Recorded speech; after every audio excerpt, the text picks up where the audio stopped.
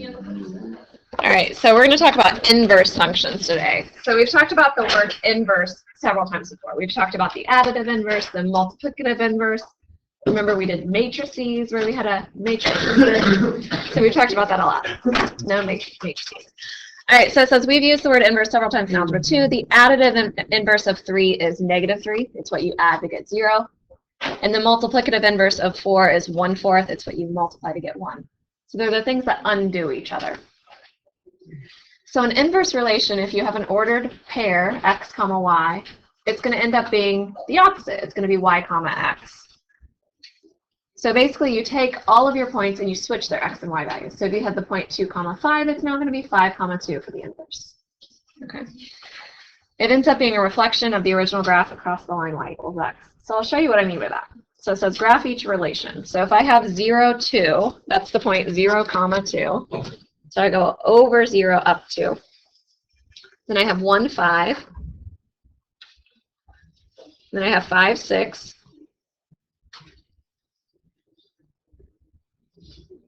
And I have 8, 9.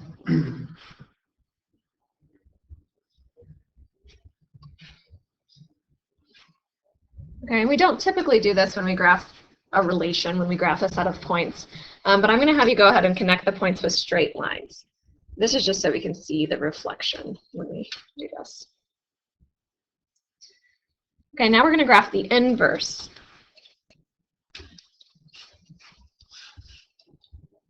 So my inverse, instead of having 0 and 2, I'm going to have 2 and 0. Instead of having 1 and 5, I'm going to have 5 and 1. Instead of having 5 and 6, 6 and 5, and then 9 and 8. So we're going to graph that. So I have 2 comma 0. I have 5 comma 1. 6 comma 5. And 9 comma 8.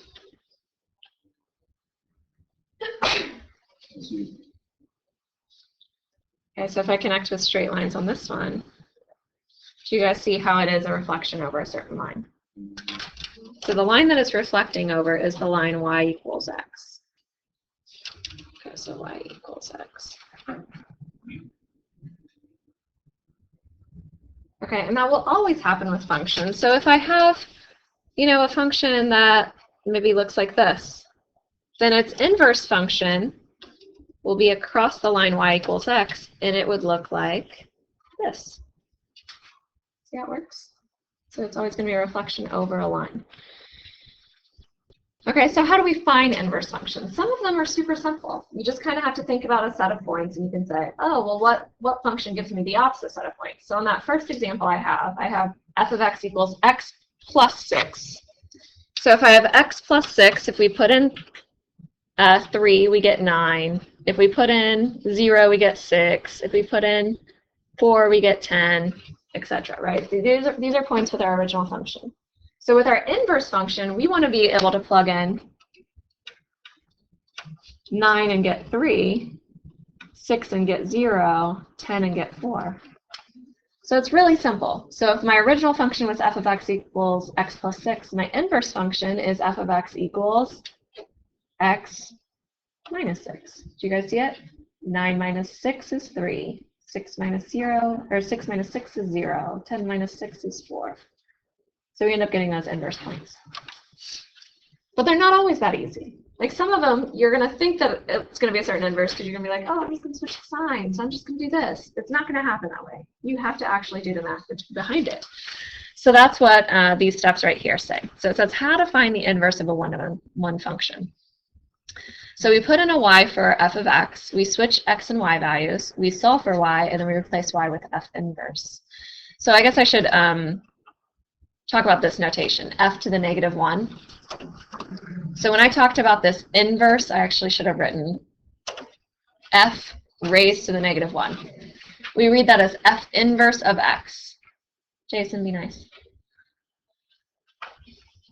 So you guys remember, like, from a previous section, remember when we did x to the negative 1? What is that? It was 1 over x, right? F inverse of x is not 1 over f of x. And there's a button on your calculator, like inverse sine of x. it is not 1 over sine of x. That's not how it works. So basically in math, like we have so many operations that we do that we start reusing symbols. It's very annoying. That's why, you know, like you've seen like a factorial, an exclamation point. We just use symbols that really mean other things, like in the English language, and we just make things up. Well, we start to reuse symbols. So like this, when it's attached to like a number or an x, it does mean like 1 over 2 and 1 over x. But if you have an f, like a function, that's not what it means. It means the inverse function. So just be very careful. It does not mean 1 over. Okay, so that's called the f inverse of x. Okay, so the steps. So the first thing I'm going to do is I'm going to say, well, f of x, that's just y. So I'm going to write a y. So I'm going to say y equals x plus 5 over 2. And when we found the inverse with the graph that we just did, right, this graph, what we did is we took all of our x values and we switched them with all of the y values, right? So that's what we're going to do here. We're going to take x, and I'm going to put y. And we're going to take y, and we're going to put x. We switch them. Okay. And our next step is we solve for this new y value.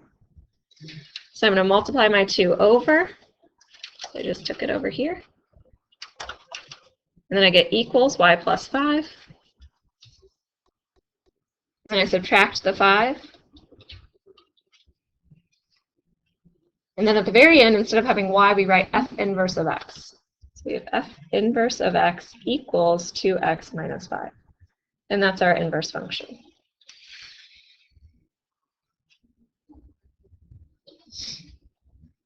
All right, so number 2, same idea. So f of x, well, that's really just y. So I get y equals the cube root of 2 plus 5x. And we switch our x and y. A lot of you guys will do this in one step, which is fine with me. Like if you know that y is going to switch to x anyway, just switch it. Now we solve for the new y value. So how do I get rid of the cube root? What am I going to do? Cube it. Raise both sides to the 3. Okay, and then I subtract the 2 over, and I divide by 5. So I get y equals x cubed minus 2 over 5, or f inverse of x equals x cubed minus 2 over 5. So some people were saying, does it matter if we forget to like replace the y with f inverse? It's fine. If you forget it, it's no big deal. But it's really better if you put f inverse, because it's not the same y value that you originally had. They're different. These are different functions. So you need to write them as different functions. All right, so the next one. So I have y equals negative 1/3 x plus 4. So I switch my x and y, so I get x equals negative 1/3 y plus 4. I'm going to subtract the 4 over. You could have also like cleared the fraction by multiplying everything through by negative 3. It doesn't matter which one you did first. It's just if you multiply by negative 3, you want to make sure you multiply the 4 as well, right? Okay, now I want to get rid of that negative 1/3. So instead of dividing by negative 1/3, I'm going to multiply by negative 3 on both sides. So I end up getting negative 3 times x minus 4 equals y. So f inverse of x equals negative 3 times x minus 4. You could have it again, like in parentheses, or you could distribute. So negative 3x plus 12, if you want. And I don't care if you distribute or not. You could leave it. Okay, does this make sense how to find an inverse? It's probably not terrible. How about you guys try number 4?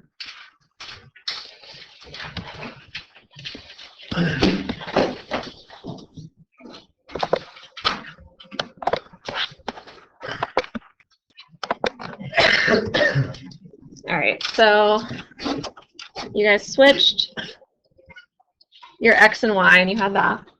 Now, some of you guys chose to distribute at this point, so you'd multiply the 5n, which is fine. So you'd have 5y minus 10. You could do it that way. Or some of you guys chose to divide by 5, which is fine. So if you divide by 5, you have x over 5, and then equals the y minus 2. And then add the 2 over, and you get x over 5 plus 2 equals y. So I'll write f inverse of x. So that's the first answer that you could have. Or if you had distributed, the 5n here, Another version of your answer would be x plus 10 all over 5. Do you guys see how those are exactly the same answer? Like if you bring the 5 into both pieces, you get x over 5 plus 10 over 5, which is 2. So you get the exact same thing. So either answer is fine. Some of you even had like 1/5 x plus 2. You could do that as well.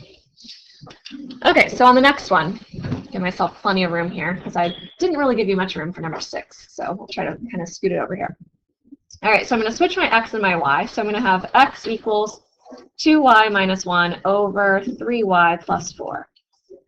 And these are the ones that tend to give students problems, okay, when there's two y values. Okay, so I'm going to multiply my denominator over.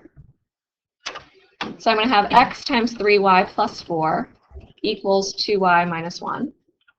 So I'm going to have 3xy plus 4x equals 2y minus 1. And then every year I ask students to solve for y, and as I walk around the room, I see that they are adding 1 over, right, from the 2y minus 1. So they add 1 over, and then they divide by 2. And that is not right. The answer is not 3xy, don't write this, plus 1 over 2 equals y. Why is it not correct? Yeah, you still have a y on the other side. You have to get all the y's on one side. You have to be able to, like, just have y equals, and it only has x's and numbers. You can't have a y on the other side. So what we're going to do is we're going to get all of the y terms on one side. Okay, so it doesn't matter which side you decide to do.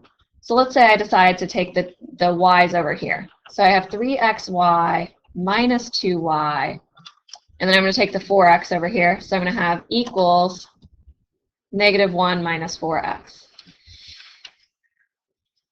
Okay, now that I've gotten them on one side, I can pull out their common factor, which is y, right? So I want to factor out the y so that I can divide the rest of it over. Do you guys see where we're going?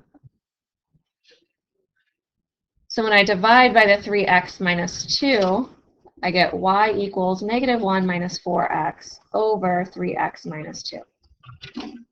And that's your solution. So that's your G inverse in this case. I guess it was G. We'll say G inverse of x equals. Okay, but I want to mention that as you're checking your homework with your friends, which you guys should all be doing, right? Every time before you turn it in, you guys kind of swap and say, hey, do I have the same answers? When you check your homework with your friends, your friend might have this, 4x plus 1 over 2 minus 3x. And I want to let you know that these are exactly the same.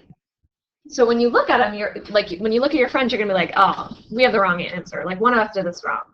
But these are exactly the same answer. Because here's what happens. If you multiply this numerator by -1, and you multiply this numerator by -1, all of your signs change. When you multiply that -1 in, you get +1 plus 4x, and then on the bottom you get -3x plus 2. Do you guys see how these are the same? They're exactly the same. Okay, if you take a multiple choice test like the SAT, they're going to want you to do the answer with the least number of negatives. This is the answer that they would probably have as like one of the multiple choice answers. Okay, so kind of think about that. And the way that you guys are getting them differently is from this step right here. So let me write it down here. It's they just chose to put their y's on the other side. They did 2y minus 3xy, and then they did 4x plus 1. And then they continued the problem, and they just got the same answer, just written a different way. Does this make sense? I just want to be really clear about that, because every year I have people that are like, I got this answer, and so got this answer. Who's right? Okay, so let's do the same thing for number 6. So I have my f of x, so I'm going to replace my y with x, and I'm going to have 2 plus the square root of 5y all over 2 minus the square root of 5y.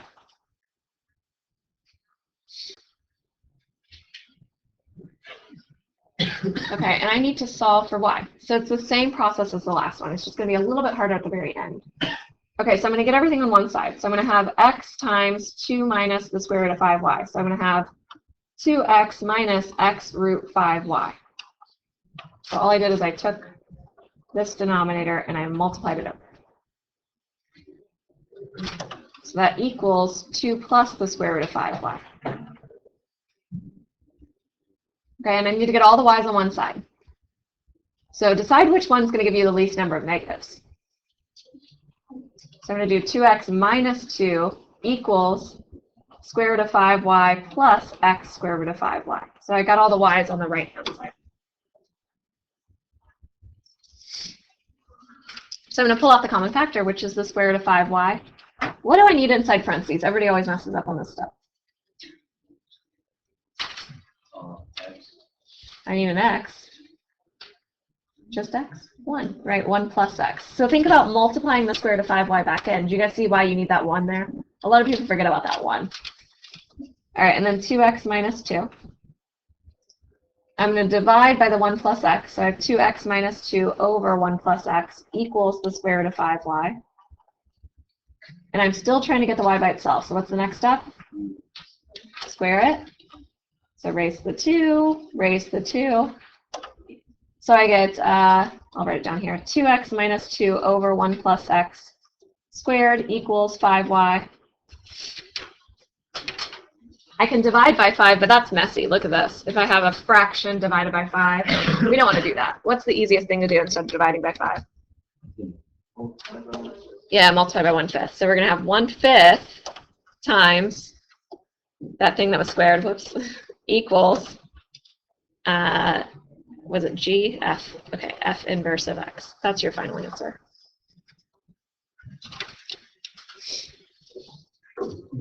Okay, that's about as hard as they get. That one's pretty hard. Okay, so I used to kind of stop here with the notes, but I have one last little section that I want to do because, I know, don't be so excited, Faisal, because every single year I tutor people from a local high school that's ginormous and has like over 5,000 students, you know what I'm talking about? And I didn't want to say this on my YouTube video. Anyway, so I tutor students that go to this high school, and every single year their Algebra 2 teachers do this wrong, and it just kills me. It's one of my pet peeves, we might say, right? One of my pet peeves. I hate when people teach things wrong and are spreading this lack of knowledge out into the world. So I'm going to show you the correct way. So when you go to college and you're talking to your roommates about inverse functions, which we all know you will, right? You're going to be like, oh yeah, my teacher showed me this. And then people will know. They'll know the way.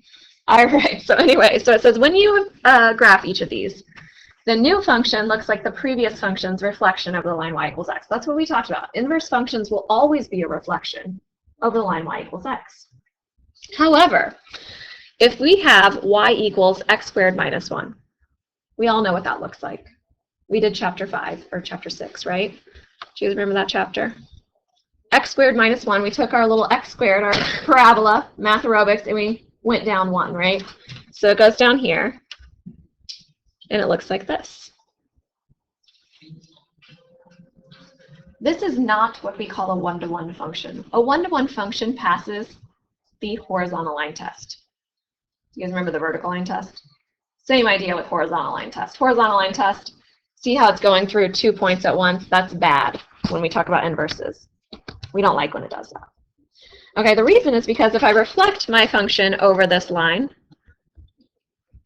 okay, and I solve, so if I switch my x and my y, and I solve for y, I get x plus 1 equals y squared, and I have to take a square root.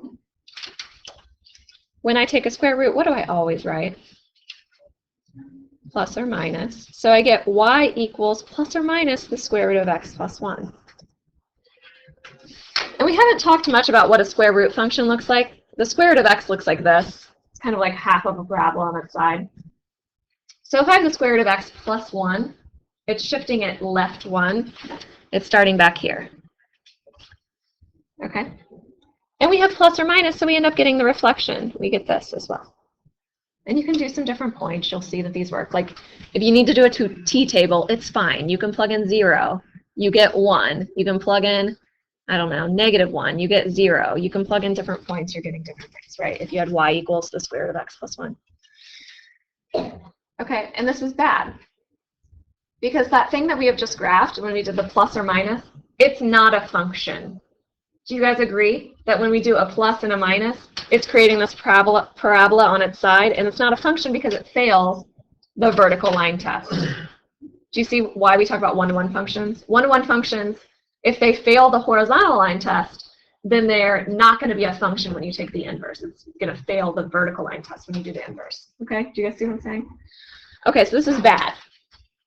Okay, so what we end up doing is we restrict the domain. We only talk about a portion of it.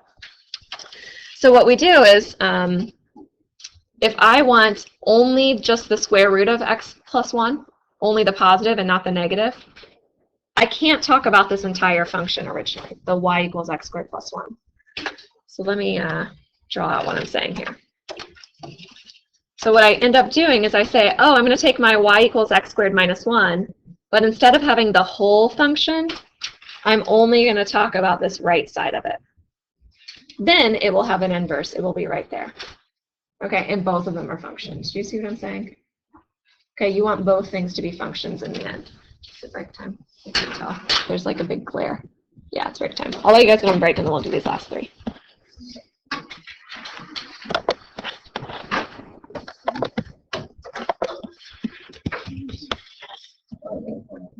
All right, so it says find the inverses of the following functions and list the restricted domain, if any, or if necessary. So we have y equals the square root of x minus 4. So if I'm going to find the inverse, remember I'm going to switch my x and my y.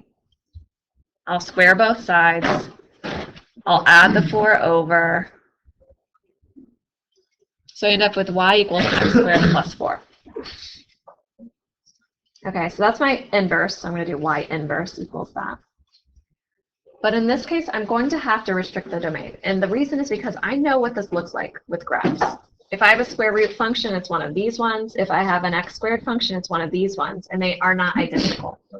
Okay, if I reflect them, they're not going to be exactly the same. So I have something strange going on. So the best way to do this is to think about the domain and range of your original function. So if I have y equals the square root of x minus 4, my domain is that all of the x values have to be bigger than 4. So it's 4 to infinity. And the range is all of the y values that I'm getting out. Am I ever getting a negative number? No, I can't plug in anything for x and ever get a negative number out, right? The smallest thing I'm ever getting is when I plug in x equals 4, I get 0. So my range is 0 to infinity. Whatever your range is, that ends up being your restricted domain. So for this last little bit, we would say on 0 to infinity. Because think about it, if your x values and y values are going to switch, whatever was your range before is now going to be the new domain. Does that kind of make sense when you think about it that way? Okay, so let's do this other one. So if I have y equals 2 times the square root of x plus 1 plus 3, I'm going to switch my x and my y. I'm going to subtract the 3 over. I'm going to divide by 2. And I'm going to square both sides.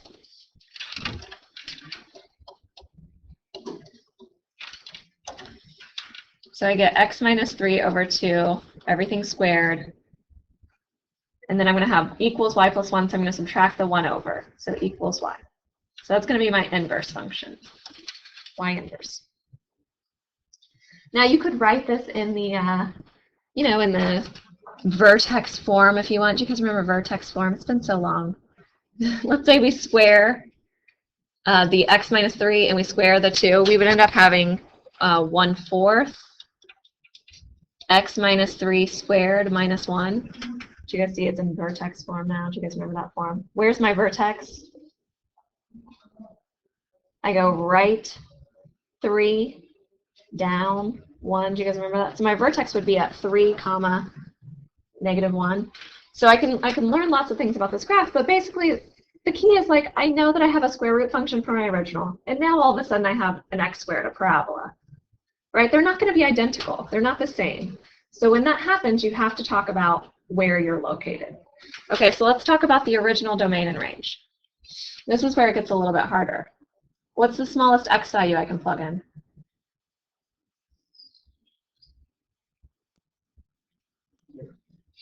Nope. The smallest x value you can put in is -1.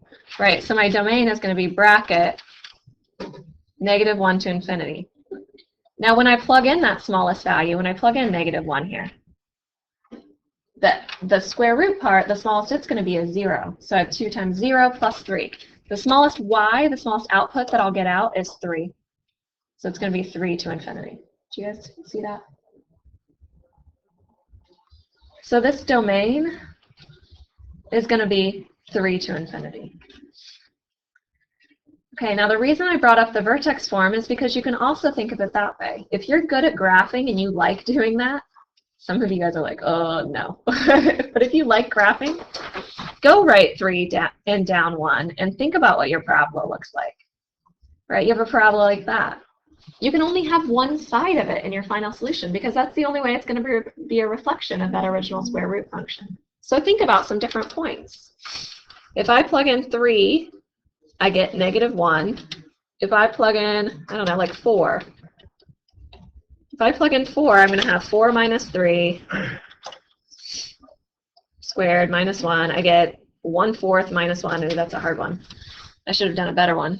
That's all right. So what do we get? So 1/4 minus 1, I get -3/4. So I'm going to have 4 comma -3/4.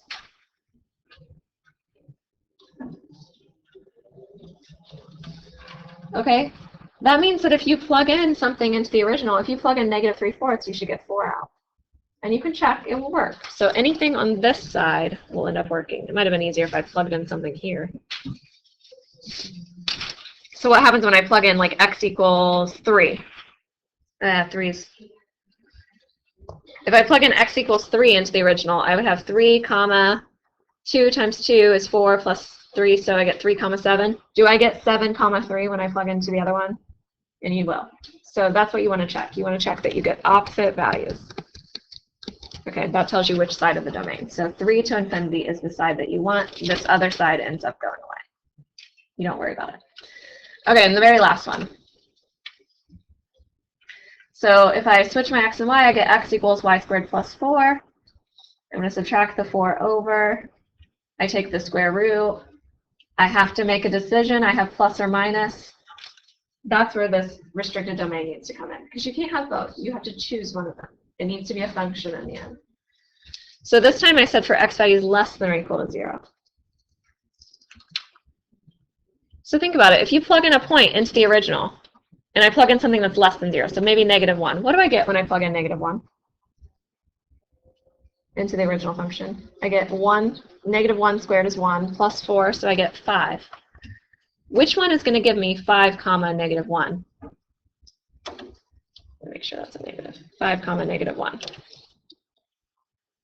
If I plug in 5 into my thing that has plus or minus, if I plug in a 5 here, I get plus or minus 1. I want -1. So do you guys see how that tells you which one you're going to choose? So that's what you need. So it needs to be f inverse of x equals negative square root of x minus 4. And then your domain for that is just what your domain would be for anything, like anything that has a square root. This domain is going to be 4 to infinity, because you can't do anything smaller than 4. And if you go back to your original, if you think about the range for the original, if you have x squared plus 4, it's that the lowest point it's going to have is at a height of 4. So the y value, the smallest y value it has is 4. So the y's go from 4 to infinity. That's why the domain for the other one goes from 4 to infinity. Okay, so you have to think about switching the domain and range. Someone wrote on my board, hi. I just now saw that.